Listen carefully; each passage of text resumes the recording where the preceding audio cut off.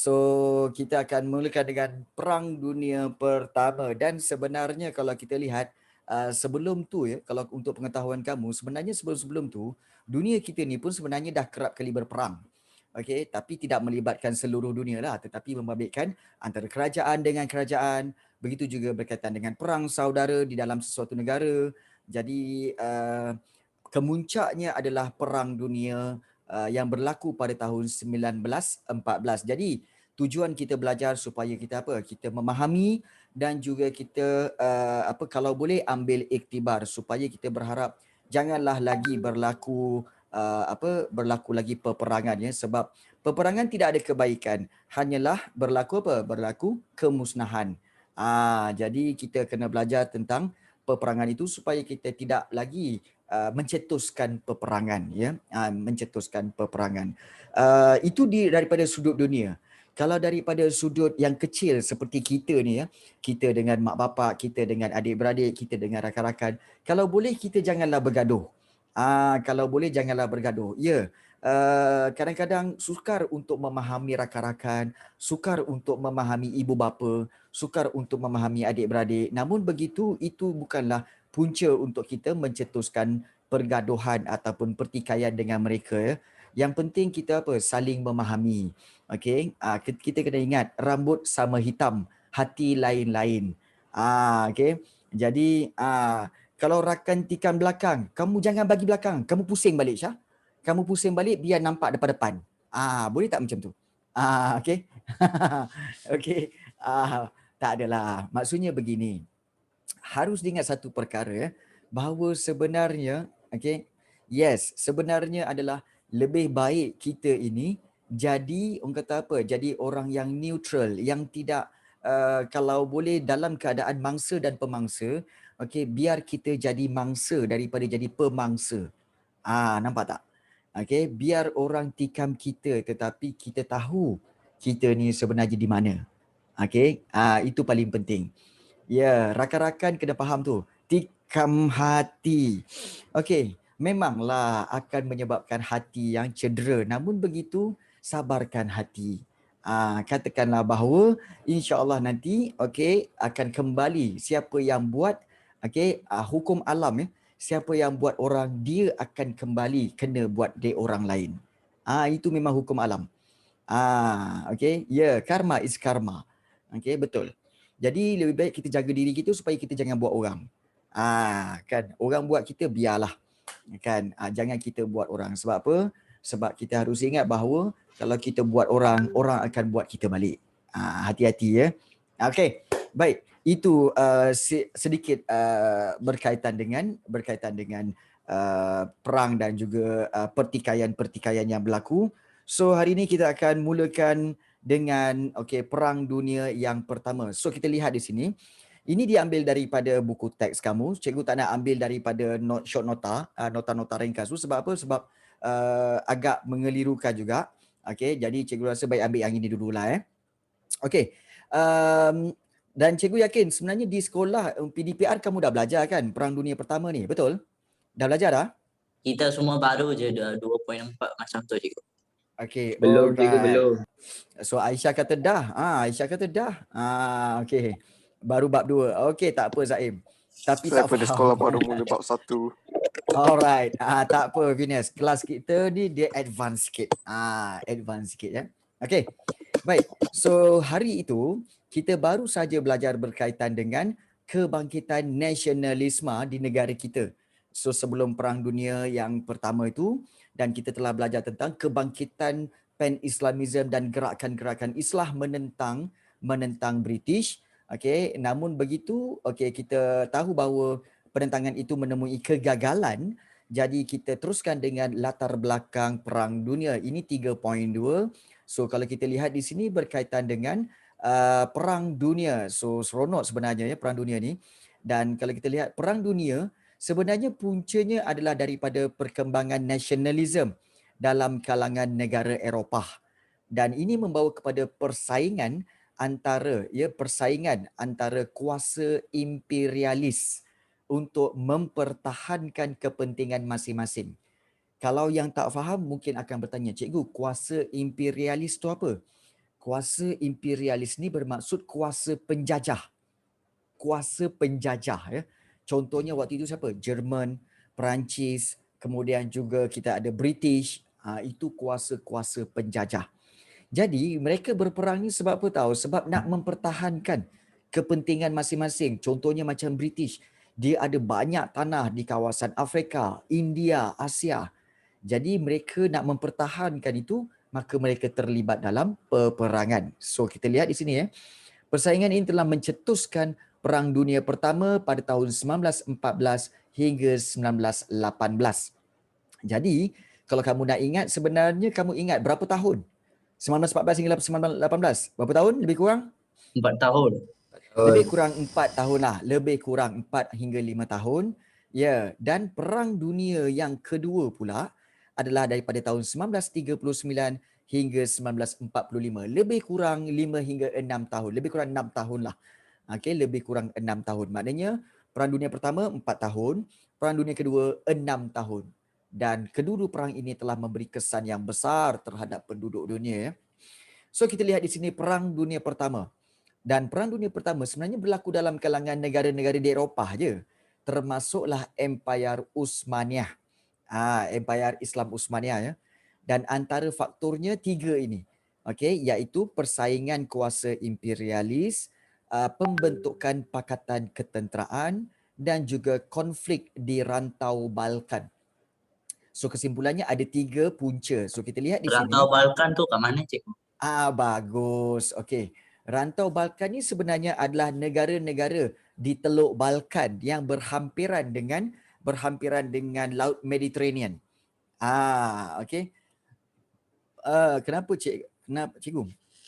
Cara cikgu sebut Uthmaniyah berbeza cikgu. Okey. Sebenarnya, ini untuk pengetahuan lah. Sebenarnya ejaan Uthmaniyah tu, UTH tu, TH tu sebenarnya the. Bukan teh, tapi the.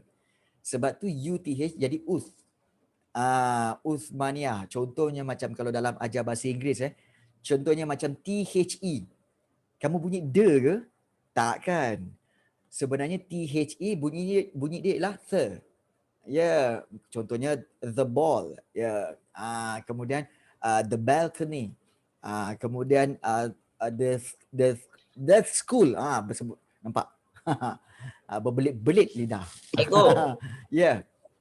rantau Balkan dalam English apa Dia Balkan lah. Balkan juga. Okay. Ya, the Balkan. Nanti kita tengok. Cikgu, Ya, Uthmaniyah ni sama dengan Ottoman Empire ke? betul. Dalam Alright, bahasa thank you. Inggeris dipanggil Ottoman Empire. Dalam bahasa Inggeris dipanggil Ottoman Empire. Tapi kalau dalam bahasa Malaysia kita panggil Uthmaniyah. Uthmaniyah. Ultraman Empire kau nampak ni. Okey. Ada je lah kau ni Diana. Okey, baik. So nanti kita lihat nanti konflik rantau Balkan ni. Okey. Baik, kita lihat mula-mula punca utama yang pertama sekali ialah persaingan kuasa imperialis. Okey. Jadi kalau kita lihat di sini perkembangan revolusi industri. Okey, revolusi perindustrian. Kita tahu bahawa sebenarnya kita tahu semasa tingkatan 3 hari tu kita ada belajar tentang apa tahu? Kedatangan, punca-punca kedatangan British ke tanah Melayu. Ingat form 3 kita belajar form 3 punca-punca kedatangan ataupun faktor-faktor kedatangan British ke tanah Melayu. Salah satu faktornya adalah revolusi perindustrian. Sebab dia orang nak ambil kita punya biji timah dan getah, betul? Kan? Jadi, kalau kita lihat di sini perkembangan Venus. Perkembangan revolusi industri ini menyebabkan berlaku persaingan dalam kalangan kuasa-kuasa penjajah atau kuasa imperialis di Eropah. Sebab mereka ni kita tahu, mereka ni bersaing untuk apa tahu? Dapatkan tanah jajahan bagi memperoleh bahan mentah. Contohnya arang batu, petroleum, biji timah. Kemudian mereka boleh memasarkan hasil industri mereka. Dan persaingan ini membawa kepada permusuhan antara kuasa imperialis di Eropah seperti permusuhan Perancis dengan Jerman. Nampak tak? Bermula dengan revolusi perindustrian, mereka bersaing, maka mereka bermusuhan dalam diam. Dalam diam. Itu persaingan kuasa-kuasa imperialis ataupun penjajah. Kemudian, faktor yang kedua iaitu pakatan ketenteraan. Di mana permusuhan antara kuasa-kuasa Eropah tadi telah membawa kepada pembentukan pakatan ketenteraan. Seperti pakatan kuasa tengah, ada dua pakatan kuasa tengah dan pakatan bertiga. Kuasa tengah dan pakatan bertiga untuk Perang Dunia Pertama, dan kewujudan pakatan ketenteraan ini menyebabkan ketidakstabilan politik berterusan di Eropah. Sebab masing-masing mula bersaing, masing-masing mula geng sana, geng sini. Mereka membentuk dua geng, iaitu kuasa tengah dan pakatan bertiga. Seiring dengan persaingan mendapatkan tanah jajahan, negara dalam pakatan, mereka turut bersaing untuk menghasilkan senjata-senjata moden, dan mereka sebenarnya sedang siap sedia untuk berperang bagi mempertahankan kepentingan masing-masing. Nampak tak? Bermula dengan mereka berebut kawasan jajahan, menyebabkan mereka bermusuh dalam diam, dan dalam diam-diam mereka sebenarnya telah membentuk satu pakatan, dua pakatan sebenarnya, kuasa tengah dan pakatan bertiga. Dan mereka ni sebenarnya dalam diam-diam aja. Maknanya diorang geng ni, contohnya macam Perancis geng dengan Serbia, kemudian geng dengan Rusia, diam aja.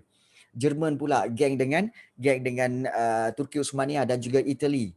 So diorang diam. Diorang buat pakatan-pakatan tu dalam diam. Silakan Susmita. Cikgu, Ya. kan kat situ dia tulis menghasilkan senjata moden. Saya nak tahu how modern is the senjata, for example macam modern seperti sekarang ke atau just simple modern? Baik. Sebenarnya begini. Sebenarnya pada Perang Dunia Pertama lah, mereka telah mencipta kereta kebal. Tank tu kereta kebal pada permulaannya dicipta pada Perang Dunia yang Pertama.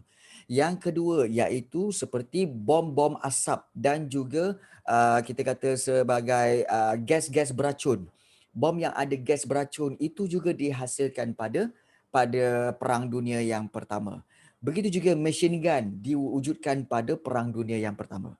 Sebelum tu mereka hanya guna rifle biasa dan juga pistol serta meriam. Tetapi oleh kerana berlakunya kita kata sebagai tension kat sana, kita kata sebagai ketegangan di sana, so mereka bersaing untuk meningkatkan senjata mereka, especially Jerman. Sebab Jerman ni memang dia dia memang cuba untuk advance daripada segi ketenteraan.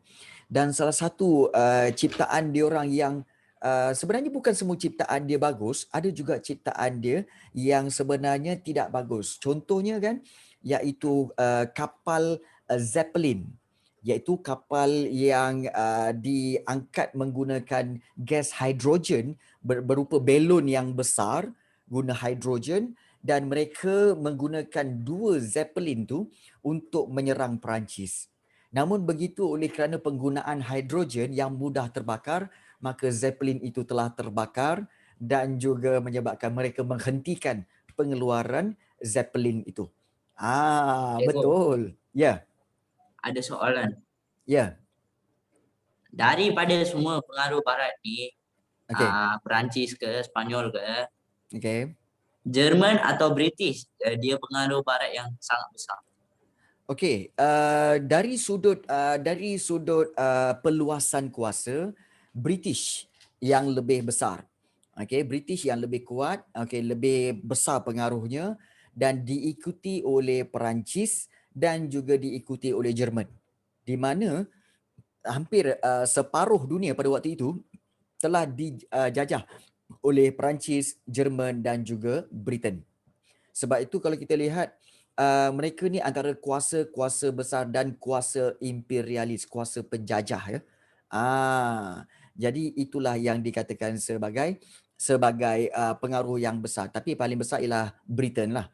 Sebab kita tahu hampir 21% dunia pernah duduk di bawah Empire British. 21%. Tu banyak tu. 21%. Jadi itu membuktikan kekuatan mereka lah. Dan untuk soalan Sushmita, Zeppelin tu apa? Zeppelin tu ialah belon besar yang boleh membawa orang untuk terbang dan menggugurkan bom. Kalau sempat nanti cikgu tunjukkan antara Zeppelin itulah yang wujud ya. Okey Baik. cikgu. Yang ni Alright. macam kita belajar dengan apa bila masa Ah. sekolah rendah tu. Ya ke? Ada Dalam Okay. sains. Dalam sains. Dalam sains, I see. Alright, bagus. So, bermula dengan persaingan kuasa-kuasa imperialis membawa kepada pakatan ketenteraan, tetapi paling penting krisis di rantau Balkan ini punca utama Perang Dunia Pertama tau. Sebab krisis di rantau Balkan ini berlaku apabila apa tahu? Permusuhan Austria-Hungary dengan Serbia. So, Austria-Hungary ni menuduh Serbia menghasut rakyatnya, rakyat Austria berketurunan Serb untuk berjuang membebaskan diri daripada pemerintahan Austria-Hungary. Baik, ceritanya macam ni. Seperti mana yang cikgu pernah ceritakan sebelum ini ya, sebenarnya di Austria-Hungary itu sebenarnya adalah sebuah negara dengan kerajaan monarki. Jadi, ramai penduduk-penduduk Serbia, negara Serbia, diorang berhijrah pergi ke Austria-Hungary untuk bekerja. Namun, bila duduk di bawah Austria-Hungary ni, mereka ditindas, diberi layanan yang tidak sewajarnya, menyebabkan orang-orang Serbia yang tinggal di Austria-Hungary ni tidak berpuas hati. Jadi apabila kemuncak kebencian mereka apabila berlakunya pembunuhan Archduke Franz Ferdinand, iaitu seorang putera mahkota Austria-Hungary dan isterinya Sophie oleh seorang pemuda Serbia, iaitu Gustavo Princip, yang kita ada tengok video tadi tu. Jadi itu menyebabkan pencetus. Pembunuhan itu adalah pencetus kepada Perang Dunia Pertama. Itu pencetus utama. Pembunuhan putera mahkota Austria-Hungary ini dan isterinya oleh seorang pemuda Serbia, Gustavo Princip, P-R-I-N-C-I-P. Princip macam itulah. Jadi apabila pembunuhan itu berlaku, Austria-Hungary kata apa? Ini orang Serbia lah bunuh ni. Ini mesti kerajaan Serbia menyokong penduduk-penduduk Serbia yang ada di Austria-Hungary untuk menentang kami. Nampak tak? Jadi oleh sebab itu Austria-Hungary kata apa? Kami isytiharkan perang ke atas negara Serbia. Itulah yang berlaku. Jadi it's okay. Baik, so pihak yang terlibat dalam Perang Dunia Pertama di sini kalau kita lihat iaitu ada dua pakatan, iaitu Kuasa Tengah dan juga Pakatan Bertiga, dan Kuasa Tengah ini dianggotai oleh Jerman dan juga Austria-Hungary, dan kemudian disertai oleh Bulgaria serta Empire Uthmaniyah ataupun Ottoman Empire. Manakala Britain, Perancis dan Rusia menyokong Serbia, Itali, Romania, Portugal dan juga Greece. Jadi terbentuklah Perang Dunia yang Pertama ini. Dan kalau kita lihat Austria-Hungary, apabila pembunuhan itu berlaku, kerajaan Austria-Hungary dengan sokongan Jerman, sebab waktu itu Austria-Hungary tahu bahawa Jerman memang power. Sebab Jerman memang ada power dalam ketenteraan. Jadi sebab itu dia kata apa? Kami isytiharkan perang terhadap Serbia. Inilah permulaan pencetus kepada peperangan. Kemudian selang 2 hari, kalau kamu perasan, sebaik-baiknya kamu kena ingat. Sebaik-baiknya. Sebaik-baiknya. Baik. So kalau kita lihat di sini, di mana kalau kita lihat Malaysia tak join ke? Malaysia sebenarnya dia tak join, tetapi dia kena tempiasnya. Iaitu apa tahu? Apabila Britain dia join Perang Dunia Pertama, maka Britain telah memaksa rakyat iaitu raja dan juga rakyat untuk menandatangani perjanjian bagi menyokong British. Yes. Ini sebenarnya turutan daripada apa tahu yang sebelum ni. Nampak tak? Yang sebelum ni kita lihat di sini ya, yang berkaitan dengan nampak tak di sini? British berwaspada terhadap sokongan orang Melayu kepada Empayar Uthmaniyah yang berperang dalam Perang Dunia Pertama. Jadi sebab itu British buat apa? Kalau kita lihat di sini, nampak tak ni? British telah memperkenalkan enactment undang-undang supaya apa tahu? Supaya semua raja-raja dan rakyat akan menyokong British dan tidak menyokong Ottoman Empire. Itu sebenarnya kesan dia, kesan perang Oh, dunia. diorang dah prepare lah sebelum ni. Ya, betul. plan Diorang dah betul-betul. prepare. Yes. Diorang dah plan betul-betul. Okay. Dah plan betul-betul dah sebenarnya. Sebab itu dia kata apa? Okey raja-raja, kami dalam Perang Dunia Pertama. Korang jangan menyokong Empire Uthmaniyah. Korang kena menyokong kami, iaitu British. Awal-awal dah bagi tahu. Jadi nampak tak? Okey. So, kita lihat kembali Perang Dunia Pertama ni di mana kalau kita lihat Austria-Hungary ni apa yang berlaku adalah selang 2 hari kemudian kita nampak 28 Julai 1914 Austria-Hungary isytiharkan perang terhadap Serbia. Kemudian kita lihat 2 hari kemudian 30 Julai Rusia bertindak memberikan bantuan ketenteraan. Untuk apa? Bantuan ketenteraan. Rusia bertindak memberikan bantuan ketenteraan untuk mempertahankan Serbia. Jadi inilah yang berlaku. Kalau kita lihat, inilah dia. Serba sedikit tentang pertempuran dan juga yang berlaku. Okey. Baik. Tadi ada tanya tentang rantau Balkan, betul? Rantau Balkan itu sebenarnya adalah kawasan-kawasan di Balkan, iaitu negara-negara yang berhampiran dengan tasik Balkan dan juga di sini. Inilah dia. Okey. Dikatakan sebagai rantau Balkan. Rantau Balkan, Serbia, Bulgaria, Albania, Romania dan sebagainya. Ini kawasan rantau Balkan. Okey. Baik.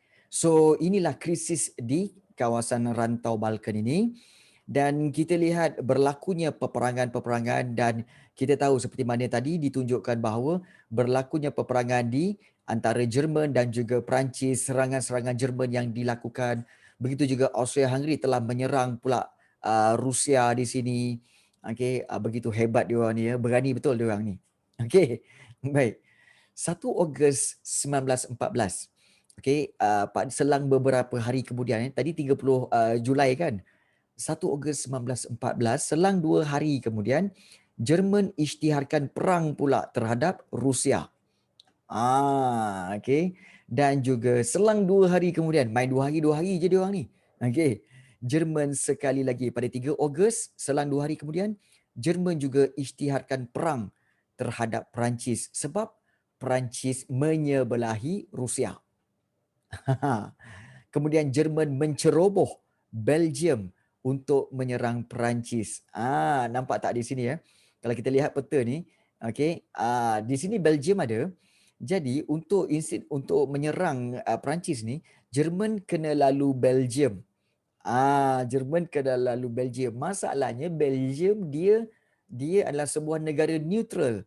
Dia tidak memihak kepada mana-mana. Jadi itu mencetuskan ketegangan kepada pihak-pihak lain. So kita lihat di sini. Pada 2 bulan kemudian, Oktober 1914, Empire Uthmaniyah pula. Ini kesilapan bagi cikgu lah. Bagi cikgu, kesilapan Empire Uthmaniyah kerana dia telah menyertai peperangan dengan memihak kepada kuasa tengah, iaitu dia menyertai Jerman dan Austria-Hungary. That's the problem. Ya, betul. Betul Sushmita. Jerman menyerang Perancis sebab Perancis support Rusia. Dan dia menyerang Rusia sebab Rusia support Serbia. Itu sebenarnya. Dan kenapa berperang dengan Serbia? Sebab Austria-Hungary telah mengisytiharkan perang terhadap Serbia. Berbelit-belit dah peperangan ni. Okey. Jadi tak, diorang pemimpin-pemimpin diorang isytiharkan je. Bukan nak buat kontrak apa. Kalau nak jadi kata apa? Okey, dia akan memaklumkan ketua dia kata apa? Okey, peperangan ini kami akan memihak kepada Jerman. Dia announce dia. Dia announce kepada rakyat, dia announce kepada warta berita apa semua kan. Jadi itu telah mencetuskan pakatan-pakatan dan berlaku peperangan. Kita lihat di sini ya. Okey, tadi kita tengok 3 Ogos 1914. 4 Ogos tadi, okey, Britain telah menyertai Rusia. Britain menyertai Rusia dan Perancis memerangi Jerman. Sebab apa Britain join? Sebab Jerman telah menceroboh Belgium. So aku ni Britain ni, aku nak backup Belgium. Sebab Belgium tu neutral. Neutral. Kau pergi menyerang, kau nak ceroboh Belgium untuk menyerang Perancis, apa hal? Jadi dia backup kat situ. Baik. Syamil tanya, okey, kenapa cikgu kata kesilapan Empire Uthmaniyah? Okey. Sebenarnya Uthmaniyah menyertai peperangan, sebenarnya Empire Uthmaniyah tak perlu menyertai peperangan, kerana kalau Dia dilihat tak ada di sini, relationship kan cikgu? ya, sebab kedudukan Jauh dia sangat. jauh ke bawah. Impossible. So untuk apa dia join peperangan? Tetapi harus diingat sejak tahun 1700 hingga 1900, sebenarnya sedikit demi sedikit Empire Uthmaniyah telah telah ada campur tangan kuasa barat, iaitu campur tangan British, campur tangan Jerman, campur tangan daripada orang Yahudi dan pelbagai lagi, menyebabkan kerajaan Empire Uthmaniyah ni sebenarnya ada golongan-golongan yang pembelot dan juga ada golongan-golongan yang ingin melihat Empire Uthmaniyah ni hancur. Jadi sebab itu, okey, pada Oktober 1914, akibat daripada nasihat daripada menteri-menteri yang pembelot ini, maka pemerintah Empire Uthmaniyah menyertai peperangan. So itu kesilapan sebenarnya lah. Kesilapan sebenarnya. Tapi tak apa. Sebab itu kita kena jadikan sejarah ni sebagai iktibar supaya kita tahu. Baik. Kemudian setahun kemudian pada Mac 1915 kita lihat Itali pula menyertai Perancis, Britain dan Rusia untuk bersama-sama Pakatan Bertiga. Dan beberapa tahun kemudian, 2 tahun kemudian April 1917, Amerika Syarikat pula menyertai peperangan dengan memihak kepada Pakatan Bertiga, iaitu Pakatan Itali, Perancis, Britain dan Rusia. Dan Amerika Syarikat kita tahu kenapa dia menyertainya. Kerana kesilapan Jerman juga. Kesilapan Jerman, kamu tahu sebenarnya apa yang berlaku adalah, okey, cerita dia macam ni. Sebenarnya apabila Britain dah mula isytiharkan perang, dah mula menyertai Pakatan Bertiga, so berlaku peperangan antara Britain dengan Jerman tau. Dah berlaku peperangan. So Jerman ni ada banyak kapal-kapal selam. So apabila nak berperang dengan Britain, Jerman punya taktik apa tahu? Kita putuskan perhubungan antara Britain dengan negara-negara luar dan kita menyerang kapal-kapal yang menghantar bekalan ke Britain supaya Britain susah. Jadi salah satu kapal tu adalah datang daripada Amerika.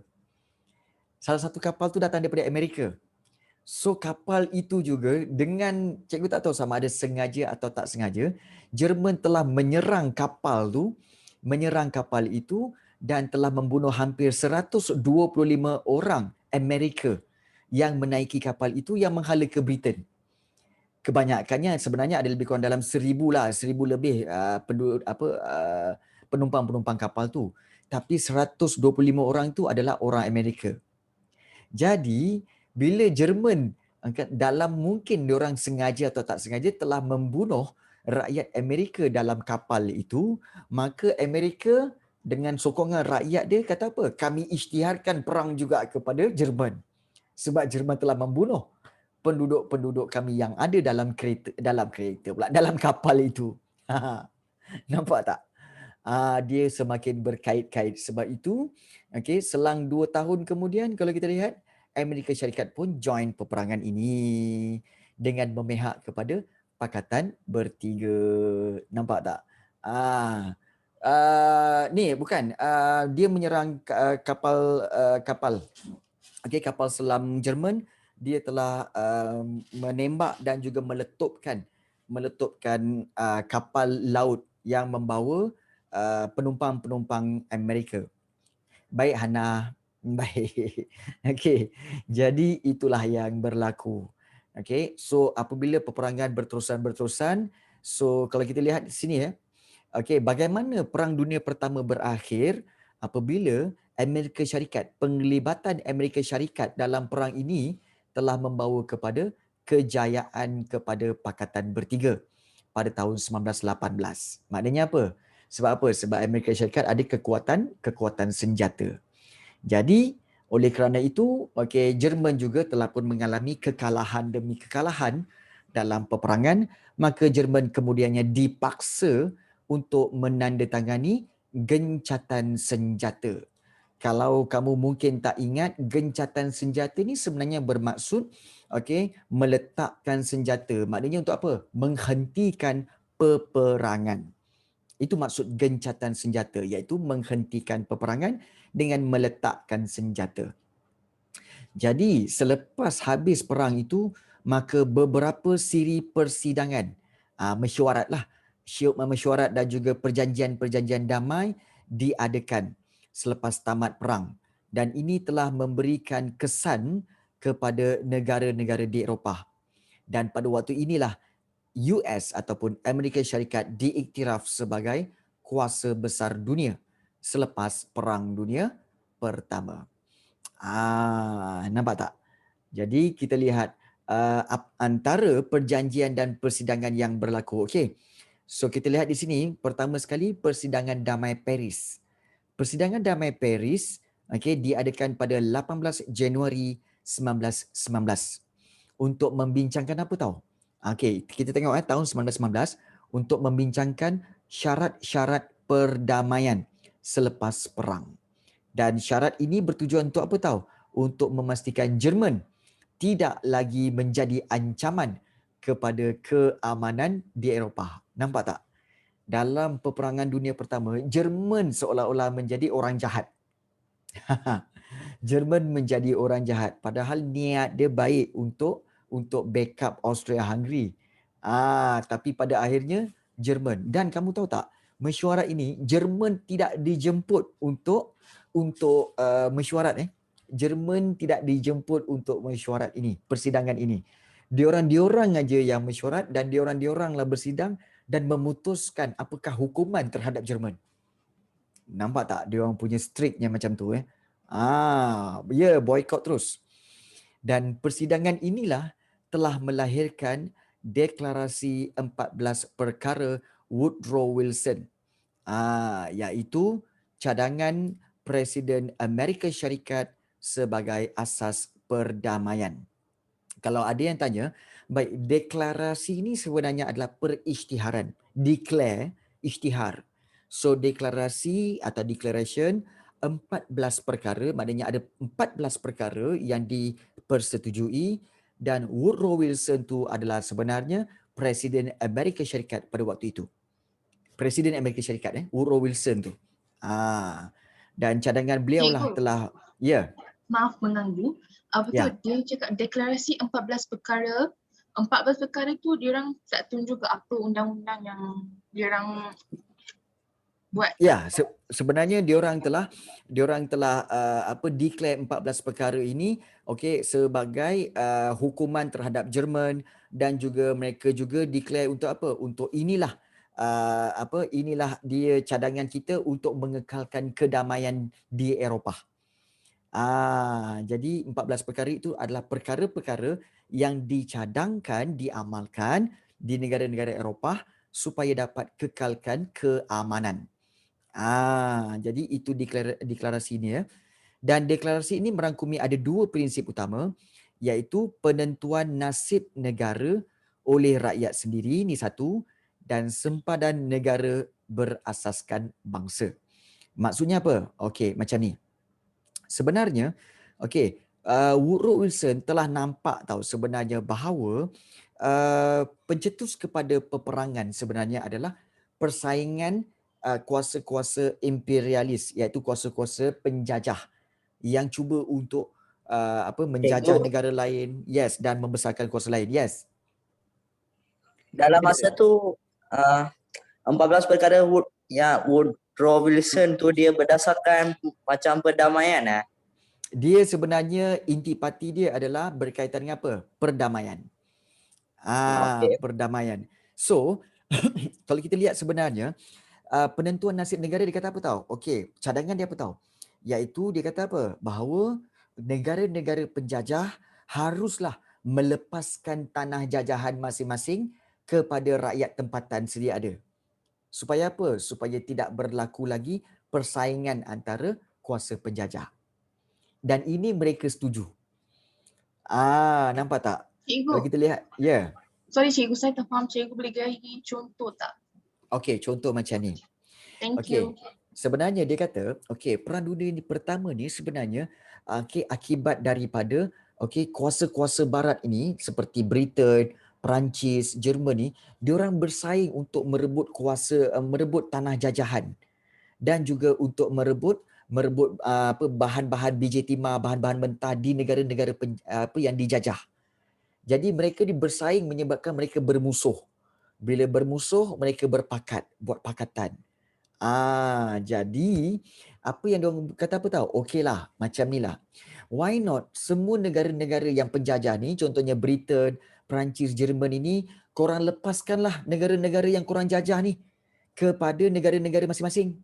Lepaskan. Kan? Dan jagalah negara korang masing-masing. Tak payah lagi nak berebut-rebut. Kenapa Kalau dia suruh lepaskan cikgu?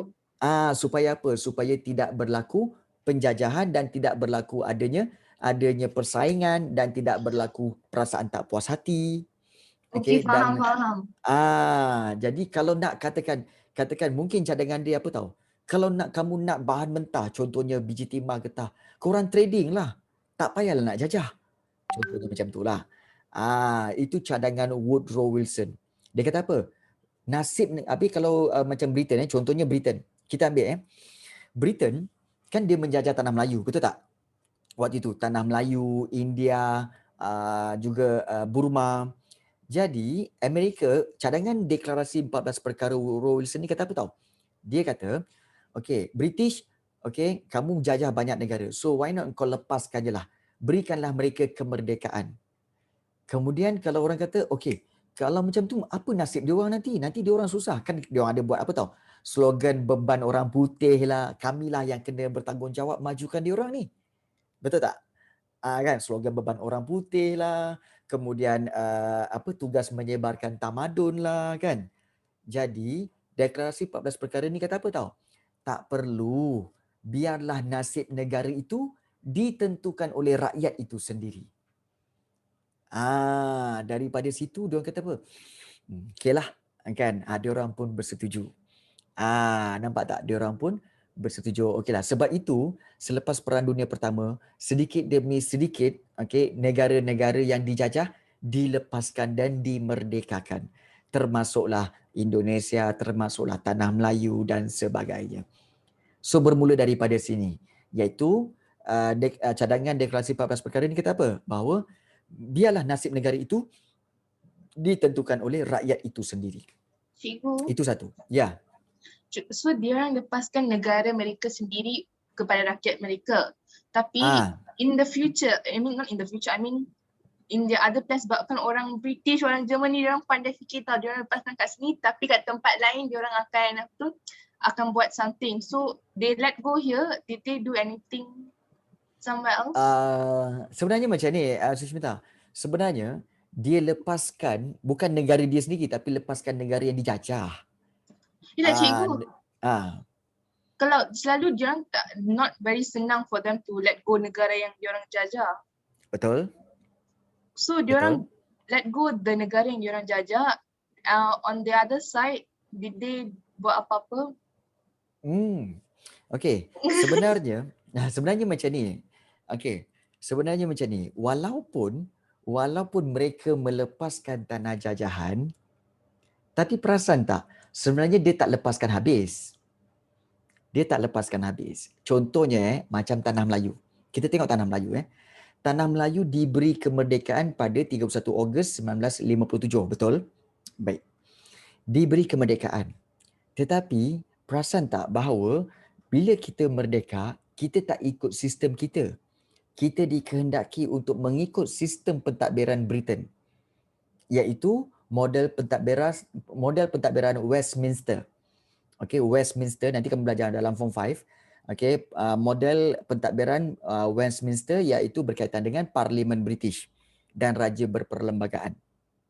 Dan apabila diberikan kemerdekaan itu kepada tanah Melayu dalam perjanjian Persekutuan Tanah Melayu 1957, dalam tu dia bagi tahu apa tahu, iaitu kepentingan British. Semua kepentingan British tidak akan terjejas dan tidak boleh diganggu. Nampak tak? Apakah kepentingan British yang ada di tanah Melayu? Contohnya syarikat-syarikat British yang ada lombong biji timah. Syarikat-syarikat British yang ada ladang-ladang getah. Semua masih ada. Bila kita merdeka, semua tu syarikat tu masih ada lagi. Dan syarikat-syarikat itu masih lagi berfungsi untuk meneruskan pengambilan biji timah dan supply getah kepada Britain. Nampak tak? Dia lepaskan, tapi dia masih lagi menguasai ekonomi kita yang mereka mahu. Nampak tak? Jadi sebenarnya kalau nak diikutkan, British tak lepaskan betul-betul. Dia ada tinggalkan kita dengan sistem perundangan yang kita kena ikut, sistem undang-undang diorang dan juga sistem pentadbiran diorang pun kita kena ikut. Dan antara syarikat-syarikat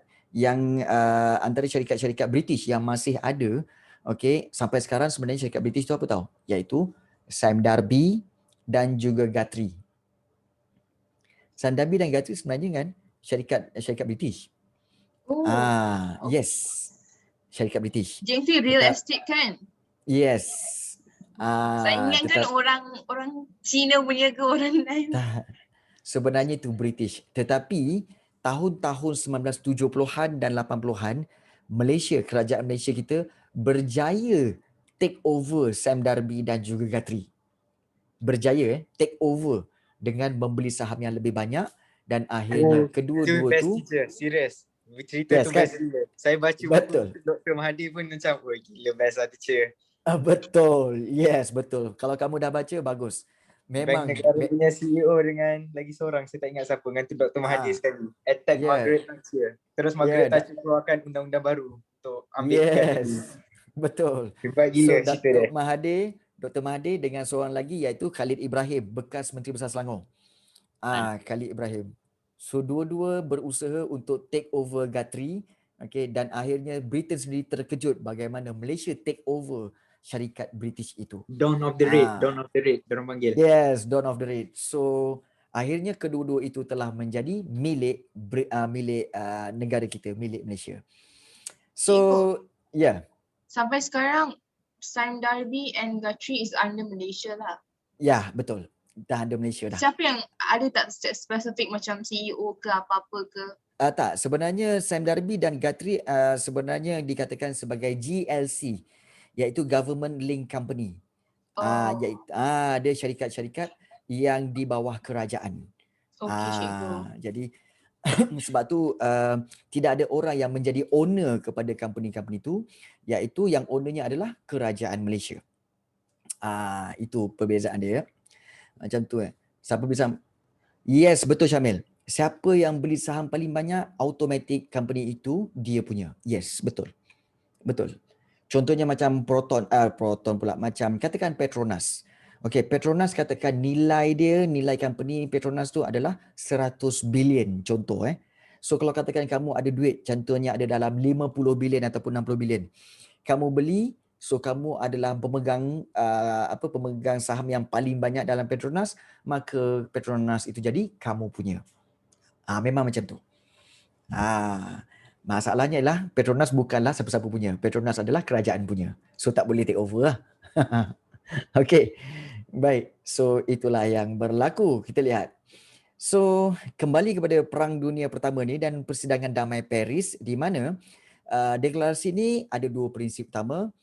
Biarkan negara-negara yang dijajah itu nasibnya ditentukan oleh rakyat sendiri, dan satu lagi, kalau negara-negara itu nak buat nak isytiharkan kemerdekaan, negara mereka, sempadan negara mereka mesti berasaskan bangsa.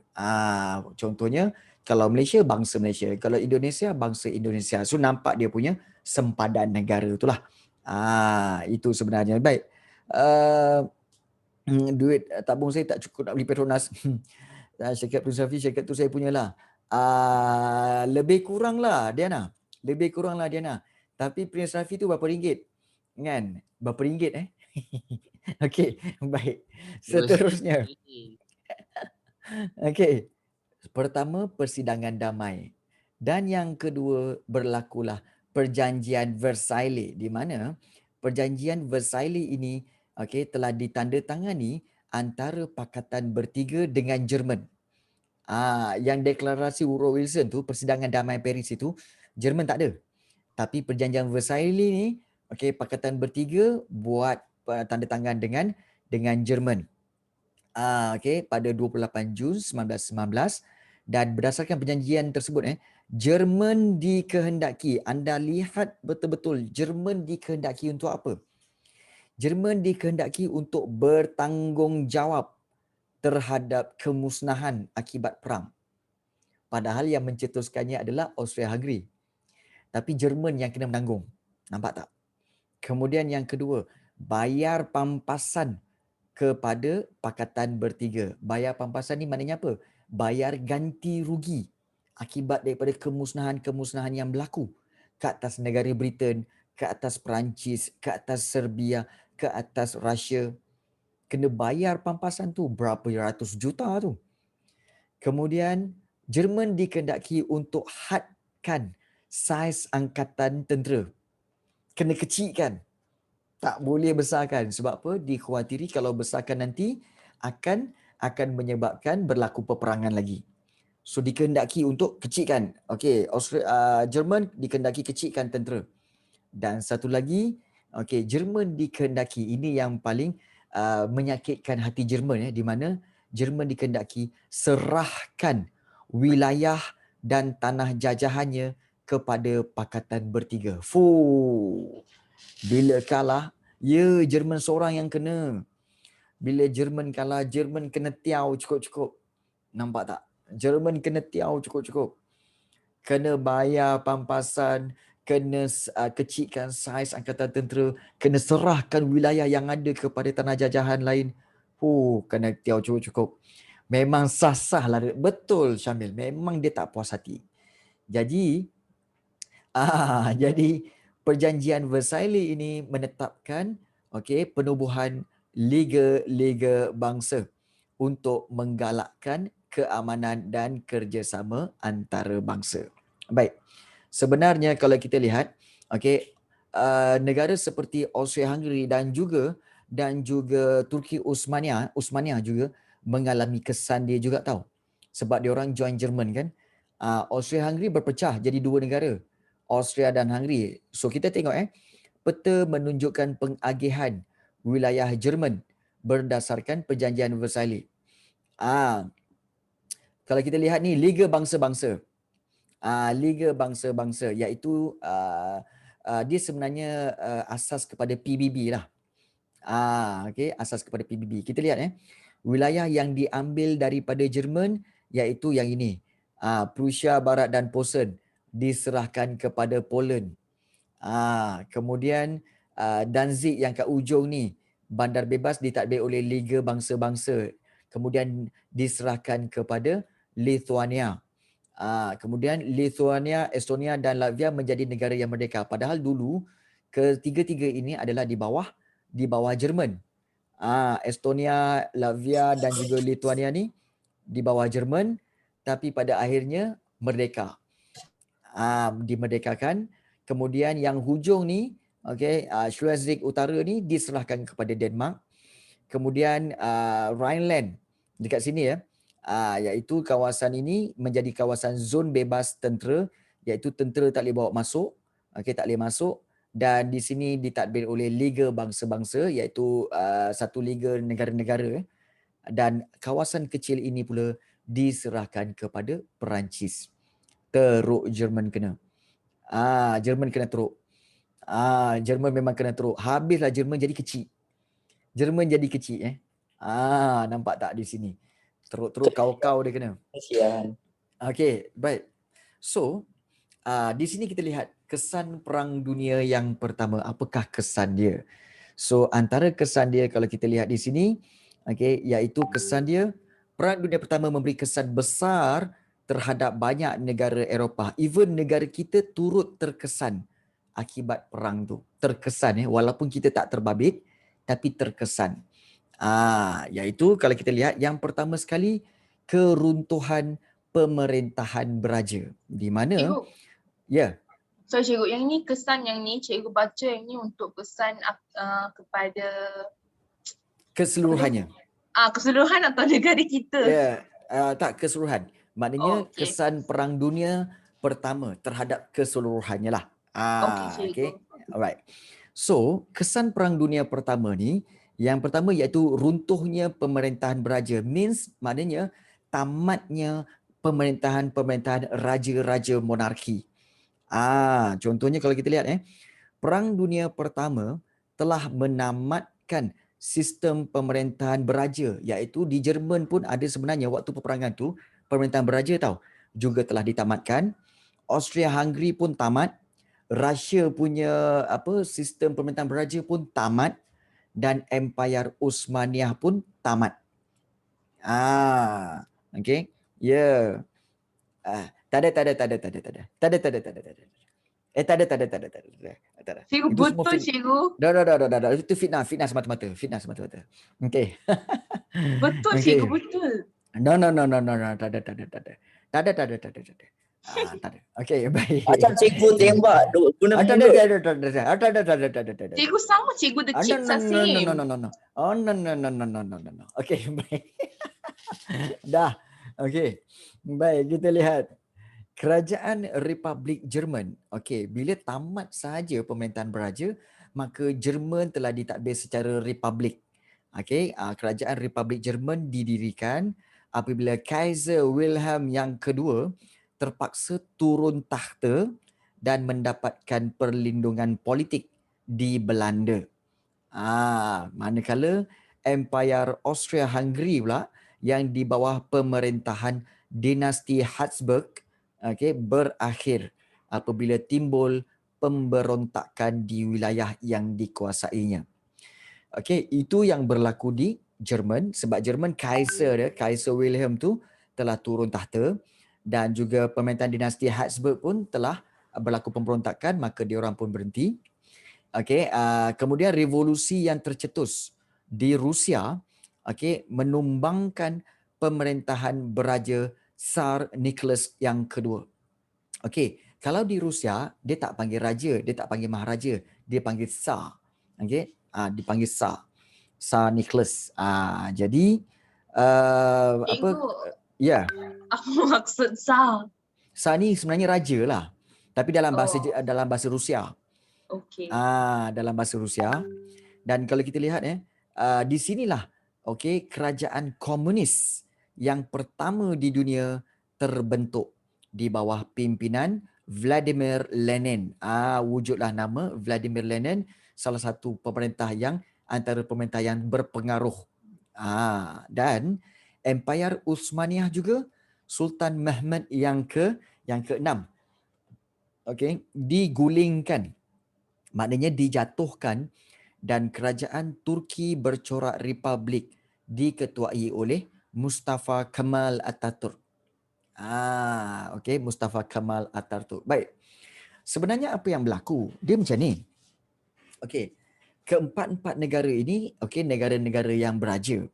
So apabila berlaku peperangan dan juga kita lihat bahawa banyak berlaku kematian. Kita tengok tadi dalam video kematian itu berlaku daripada 9 juta hingga 13 juta orang yang mati. Tenteranya, rakyatnya pun semua kan. Jadi negara-negara seperti Jerman, Austria-Hungary, Russia dan juga Utsmaniyah ni rakyatnya tak puas hati. Sebab apa? Bila selepas peperangan ramai yang sakit, kemudian makanan tak cukup, kemudian tempat tinggal musnah, raja-raja ni pula lambat untuk memperbaiki keadaan, maka mereka ni, rakyat-rakyat mereka ni memberontak. memberontak dan mereka rasa kami tak nak lagi lah pemerintahan beraja ni menyusahkan kami kerana raja ni terbabit dengan dengan peperangan ini, maka kami yang menerima kesusahan, kami yang menyebabkan sengsara derita akibat peperangan. Sebab itu diorang lawan dan diorang telah menjatuhkan raja-raja di sana. Maka tamatlah pemerintahan beraja di kawasan Eropah. So itulah kesan daripada Perang Dunia Pertama. Sebab rakyat dah tak mau lagi raja-raja ni. Sebab bagi mereka raja tak efektif bagi mereka. Jadi sebab itu terpaksa lah. Okey. Baik, itu keruntuhan pemerintahan beraja itu sebab yang pertama ataupun kesan yang pertama. Ni sebelah kanan ni Mustafa Kemal Atatürk ya. Kemudian kesan yang kedua akibat Perang Dunia Pertama iaitu munculnya negara-negara baru. Muncul negara-negara baru ya. Kalau kita lihat di sini, runtuhnya Empire Austria-Hungary melahirkan negara-negara yang baru, yang merdeka. Contohnya negara apa? Contohnya negara, kalau kita lihat negara Austria, Austria dan Hungary berpecah menjadi dua negara yang berbeza, Austria, Hungary. Kemudian yang negara ini. Macam nak sebut nama negara ni? Saya nak tanya cikgu macam mana nak sebut. Macam nak sebut? Anyone? Siapa boleh sebut nama ni? Slovakia. Hancur. Lain. Czechoslovakia. Lain. Azrina, ini negara lain. Kau sebut Jean-Jacques Rousseau lain. lain. Siapa boleh sebut nama negara tu? Czechoslovakia. Apa dia Faiz? Czechoslovakia. Alah, tadi dapat dah. Ya, jadi saya tahu. Berbelit-belit lidah kau nak sebut dia. Czechoslovakia. Sebenarnya sebutan dia adalah Czechoslovakia. Czechoslovakia. Yes, Czechoslovakia. Negara ni pun dah tak ada dah. Cikgu dia tadi dia pergi mana cikgu? Negara ini pun dah berpecah menjadi dua, iaitu apa? Republik Czech dan juga Slovakia. Sekarang ni ada dua, Republik Czech dan juga Slovakia. Dulu diorang bergabung menjadi apa? Czechoslovakia. Dan satu lagi Yugoslavia. Yugoslavia pun sama juga, dah berpecah dah menjadi negara-negara yang kecil-kecil lagi. Sebab kebanyakan negara seperti Czechoslovakia dengan Yugoslavia ni, diorang ada bangsa-bangsa yang berasingan, yang berbeza dalam satu negara. Jadi apabila bangsa-bangsa itu menuntut kawasan masing-masing, menuntut untuk membina negara masing-masing, sebab itu mereka berpecah. Sebab bangsa yang berbeza-beza. Baik. So itulah yang berlaku. Tapi dalam Perang Dunia Pertama, inilah negara-negara baru yang wujud, dan perpecahan Empire Rusia pula membawa kepada negara-negara baru juga, seperti Poland, Estonia, Latvia dan juga Lithuania. Jadi negara baru. Perpecahan Empire Utsmaniyah pula menyebabkan munculnya negara baru seperti Lebanon, Syria dan juga Iraq. Rupanya tiga-tiga negara ni dulu adalah di bawah Empire Utsmaniyah. Yes, jadi berpecah-pecah, sian dia orang. Berpecah-pecahlah dia orang. Jadi kesan terhadap negara kita, ini yang cikgu mentionkan tadi ya. Kesan terhadap negara kita. Sebab orang Melayu cuba untuk bangkit membantu Turki Utsmaniyah, membantu Empire Ottoman tu. Jadi raja-raja Melayu awal-awal lagi, Raja Melayu diminta untuk menandatangani perisytiharan perang, yang mana diorang isytiharkan bahawa dalam perang itu raja-raja Melayu menyokong dan memberikan taat setia kepada kerajaan British. Jangan sokong Utsmaniyah, sokong British. Itu yang British nak. So sampaikan apa? British paksa raja-raja Melayu tanda tangan perisytiharan perang yang kata menyokong British. Tak ada seorang raja Melayu pun menentang ke? Nak menentang macam mana? Diorang akan buat cara lain kan?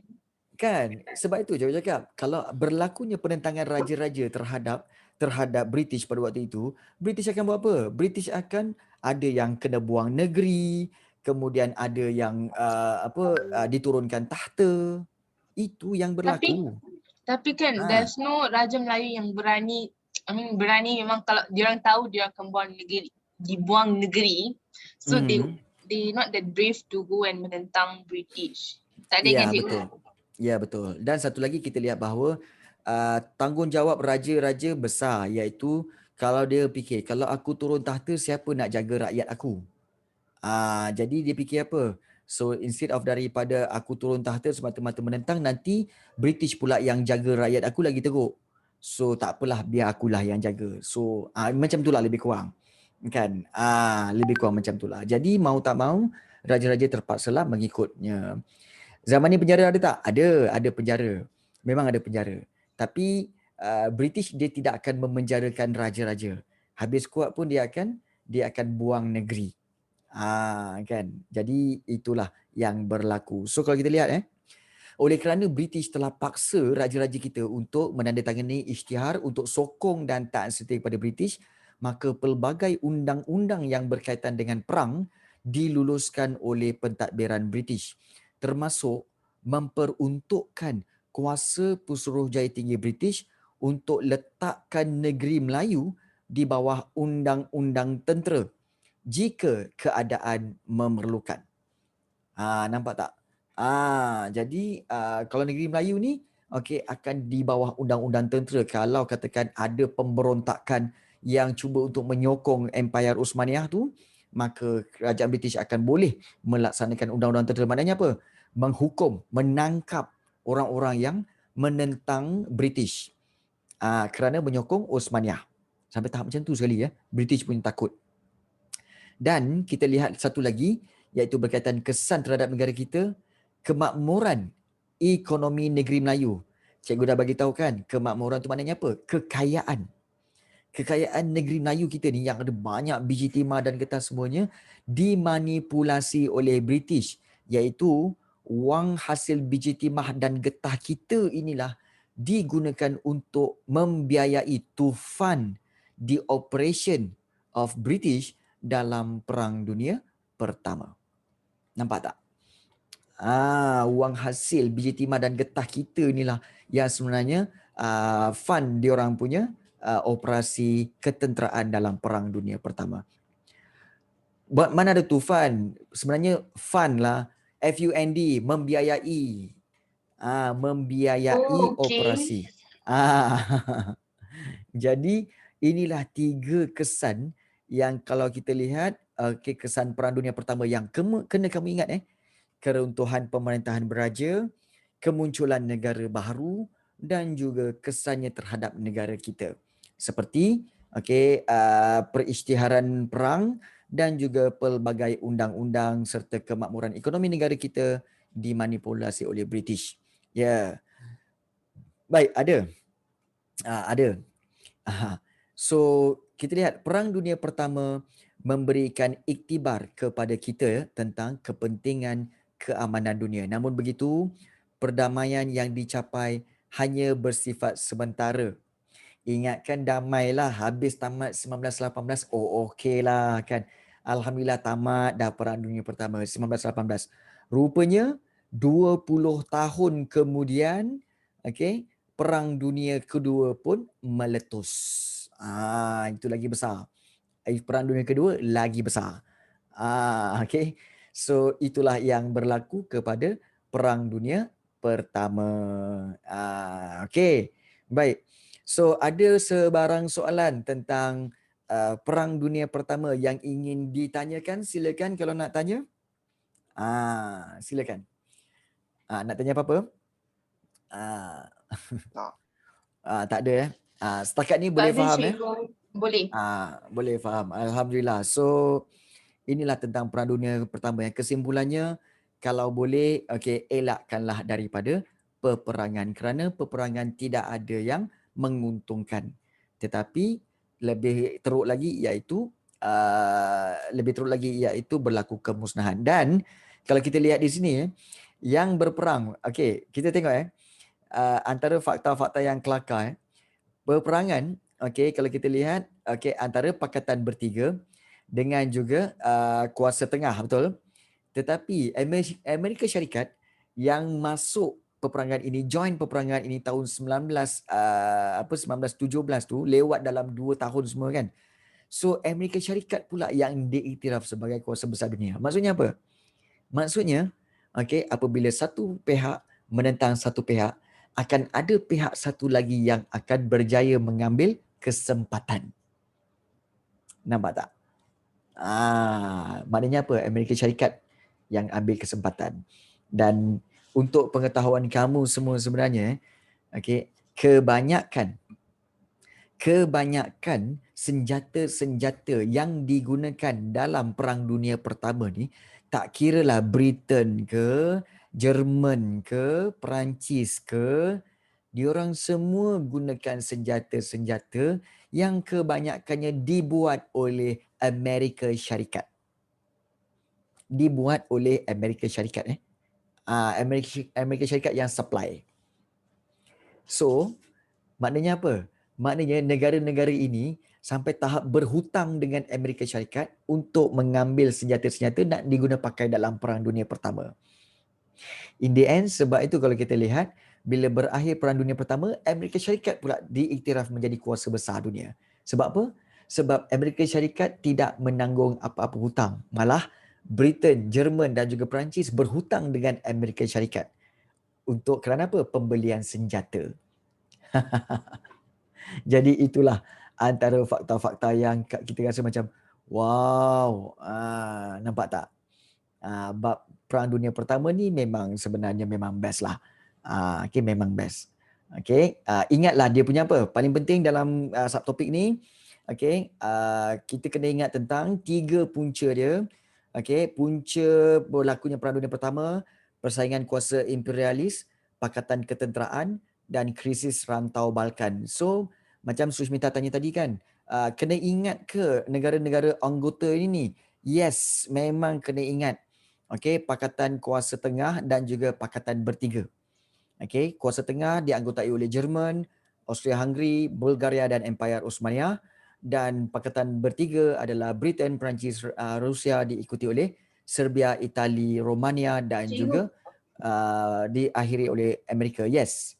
Cikgu selalu ada tip ke cara nak hafal ni kan selalu cikgu ada something nak hafal.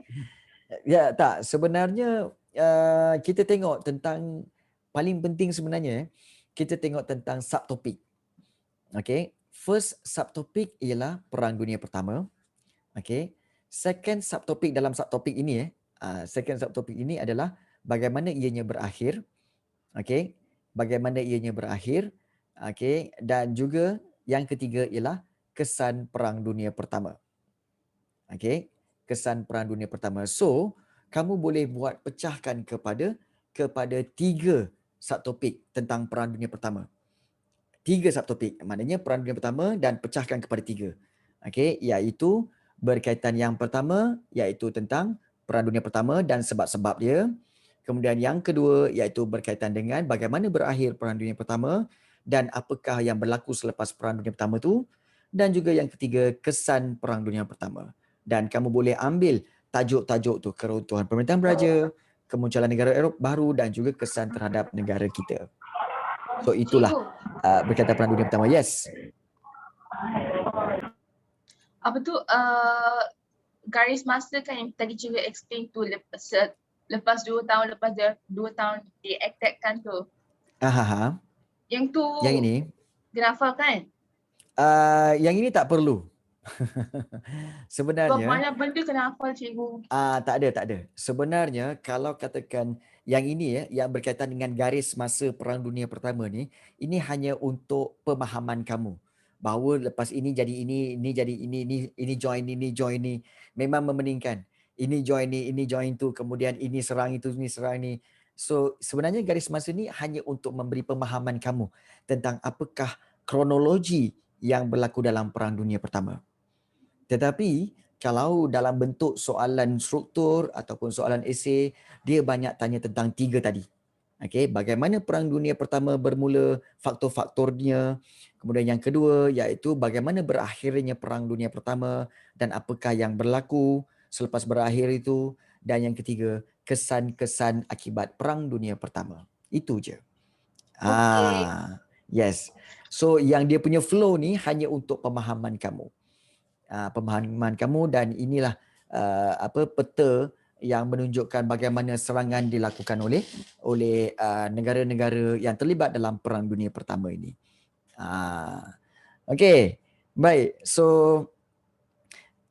itu tentang kesan Perang Dunia Pertama. Macam nak letup kepala kelapa je. Letup Kepala. kepala. Okey. Letup kelapa lain. Kelapa nanti Tahu cikgu sebab belajar ni semua saya pun macam tak tahu beza kelapa dengan kepala. Sorry. Tak, Darren, sebenarnya macam ni. Yang paling penting, okey, selepas sebenarnya cikgu nak buat, tapi sebenarnya Cikgu, ya. ada tak bagi nota? Ada.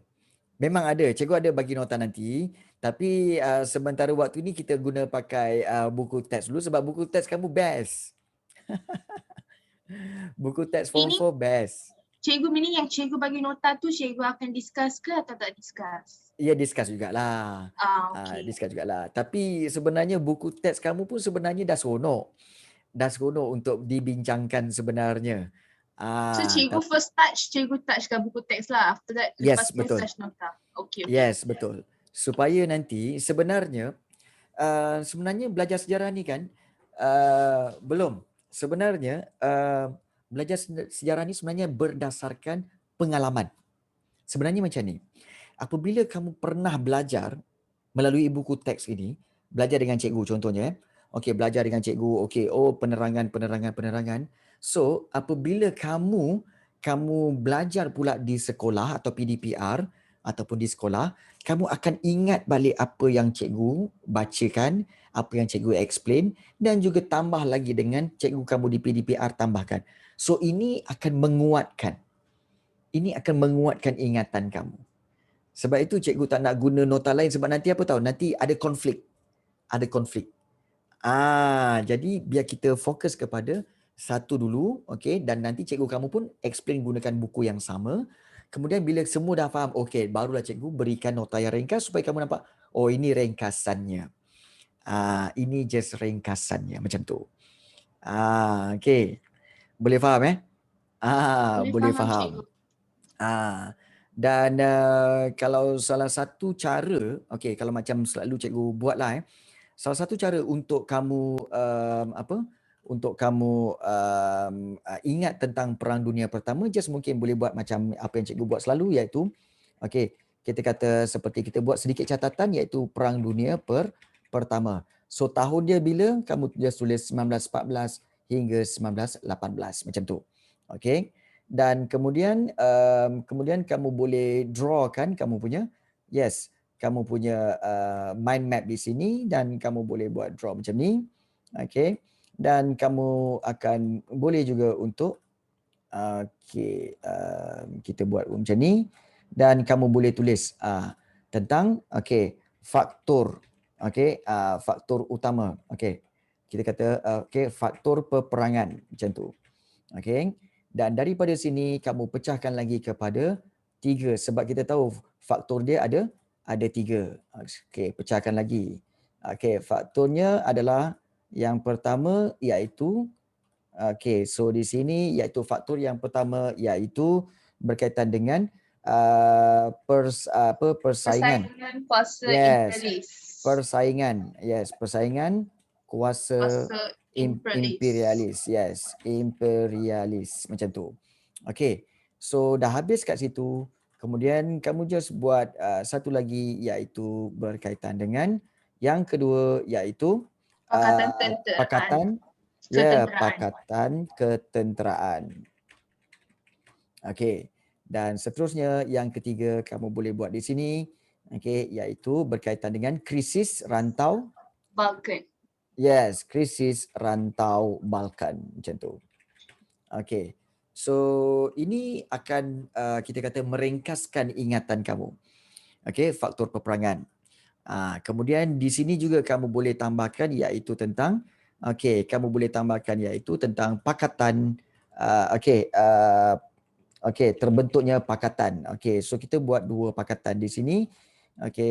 Dan pakatan ini kita boleh buat begini iaitu pakatan pertama iaitu kuasa tengah dan juga satu lagi iaitu berkaitan dengan pakatan bertiga. Macam tu. Pakatan bertiga macam tu. Nampak? Dia Cikgu, akan sorry cikgu. Kalau kan untuk nota untuk buat untuk sekolah tu kan, kalau saya buat short and sweet macam ni, boleh ke cikgu? Sebab memang saya tak suka buat nota tau cikgu. So saya kena tulis ni, lepas tu kena tulis uraian, saya macam I get stress. Baik. Sebenarnya bergantung kepada cikgu sekolah kamu. Kalau cikgu sekolah kamu boleh menerima macam ni, boleh je, tak ada masalah. So at the fact, because at last kalau saya ada apa-apa nak refer, saya selalu refer nota cikgu atau buku rujukan. So saya buat, I understand why teacher ask us to do nota, tapi kan kalau saya tak refer macam it's like a waste for me lah. Yalah, betul. Sebab tu I not meaning I don't want to do nota, meaning that I do nota tapi ni macam short macam ni cikgu, tak payah nak huraian banyak. Itu bergantung kepada cikgu sekolah kamu lah. Bagi cikgu, ini sebenarnya bagaimana cikgu buat ini hanyalah untuk memudahkan kamu mengingat apa yang berlaku pada peranan pertama. Ini mudah untuk ingat. So, bagi cikgu, ringkasan-ringkasan begini adalah lebih mudah dan juga lebih mudah untuk ingat. Berbanding dengan ayat. Sebab kita senang nak ingat gambar berbanding kita nak ingat nak ingat perkataan. So ada lebih baik kamu boleh kalau boleh buat macam ni dan tak ada masalah. Terpulang pada kamu. Dan jadi ini adalah salah satu cara lain yang cikgu syorkan untuk kamu buat. Dan beginilah faktor peperangan, pakatan dan juga kita boleh tulis tentang seterusnya.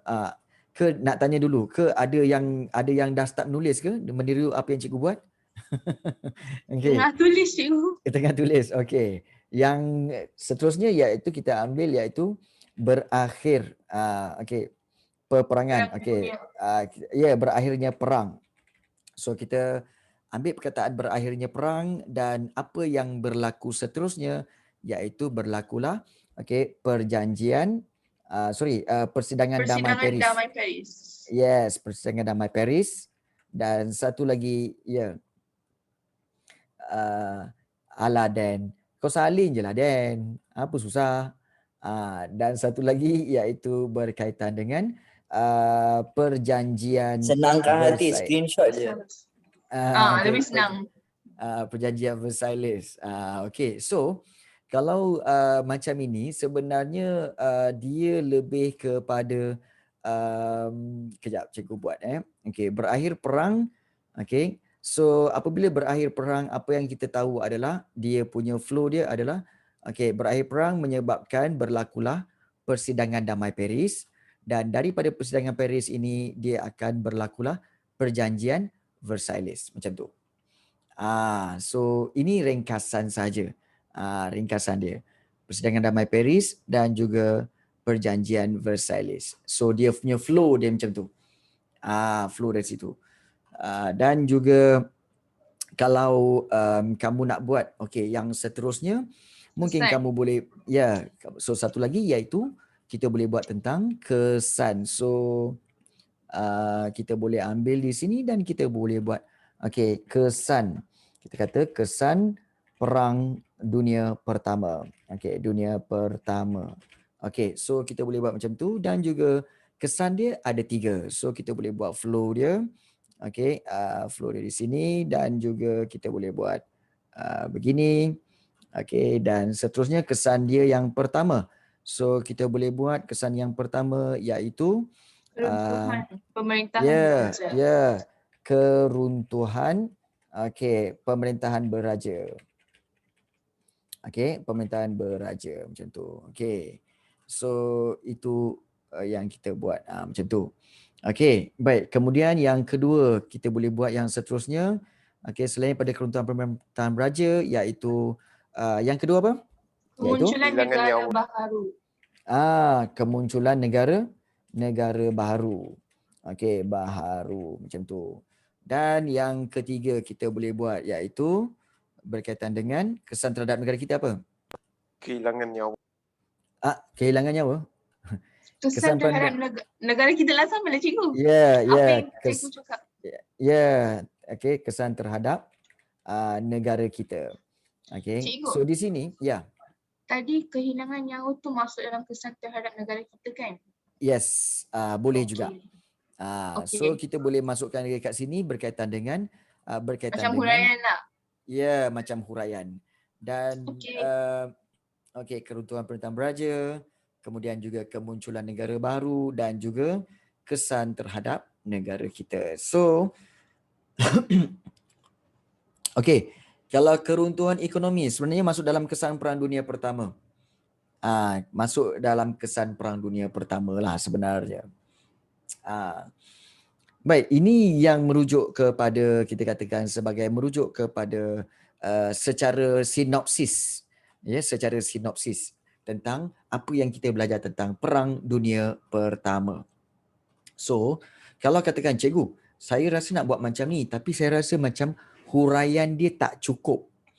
Okay. So, kalau katakan huraian, kamu rasa macam perlunya huraian ataupun kamu rasa macam tak cukup huraian, okay, kamu boleh buat another mind map untuk kamu buat secara berbentuk huraian. Sebagai contoh, kamu boleh ambil sebenarnya, okay, contohnya keruntuhan pemerintahan beraja ni untuk kamu buat di mind map yang baru. So keruntuhan pemerintahan beraja kamu buat dia punya flow huraian dia. Begitu juga kesan terhadap negara kita macam terlalu ringkas kan. So kamu boleh buat lagi huraian kat situ. So bermakna apa? Kamu boleh buat banyak mind map itu, okay, dalam bentuk berasingan dan kamu boleh simpan sertakan sekali dalam Perang Dunia Pertama. That is how kita belajar. Maknanya apa? Kita menggambarkan fakta. This is what we call menggambarkan fakta. To picturize the facts. Bila kamu dapat gambarkan, oh macam ni je. Instead of kata apa, macam susah kan. Suddenly kamu akan kata apa tau? Lah sebenarnya Perang Dunia Pertama ni sebenarnya dalam bab 3, Perang Dunia Pertama ni sebenarnya tentang 3 perkara ni je. 3 perkara ni je. So kamu akan nampak, oh faktor, bagaimana berakhir dan kesan. Dan kamu akan nampak, okey, tak susah pun. Betul cikgu. Masa cikgu explain tu kan saya macam susahnya tapi now it's a bit clear. So baru nampak dia punya flow. Oh, bila berakhir Perang Dunia Kedua mesti perjanjian damai Paris dan so kita nampak dia punya flow dia kat situ. Bila nampak flow, oh ini ke? Inilah. Sebab itu bila macam ramai yang tanya, cikgu bagi tips. Macam orang cakap, cikgu macam mana cikgu boleh ingat semua fakta ya? Sebenarnya cikgu akan buat mind map macam ni. Iaitu cikgu picturizekan. Dan juga cikgu flowkan. Oh lepas ni ni, lepas ni ni, lepas ni ni. Dan itu okey dia ada ni, kemudian dia ada ni.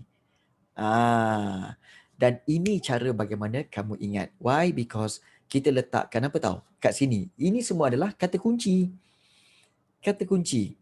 So kalau soalan kata apa tahu? Contohnya soalan struktur atau esei kata terangkan sebab-sebab ataupun terangkan faktor-faktor peperangan. Terus kamu ingat 3 tu. Kamu nampak gambaran 3 ni. Kamu nampak gambaran 3 ni saja. Iaitu apa?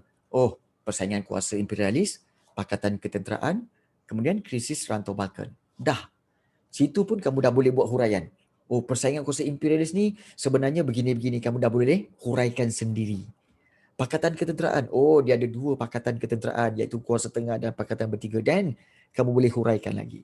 Krisis Rantau Balkan, so kamu ingat, oh krisis tu maksudnya apa? Okey, peperangan ataupun pergaduhan, pertikaian. Oh, teringat pembunuhan pemangku tahta Austria-Hungary iaitu Archduke Franz Ferdinand tu. Dibunuh oleh salah seorang daripada pejuang Serbia. That is how. Itu je. Dengan 3 fakta ni, dengan huraian-huraiannya, simple. Kalau soalan faktor, simple dapat 6 markah. Macam? Boleh? Boleh cikgu. Boleh Okay, so bermakna make it clear. Make it clear dan easier to understand. So siapa yang nak ambillah kan. Ini sebagai contoh bagaimana cikgu ringkaskan bab ini. Supaya apa? Supaya senang bab ini. Senang sebenarnya. So jangan risau. Tak ada yang susah sebenarnya. Kalau kita mudahkan pembelajaran, dan sebenarnya dia akan mudah untuk kita faham. Mudahkan. Macam mana aku nak mudahkan ni? Macam tu. Okey. Susah hidup. Tak adalah kan. Sebenarnya hidup itu senang. Okey. Hidup tu senang kalau kamu tahu bagaimana untuk menguruskannya.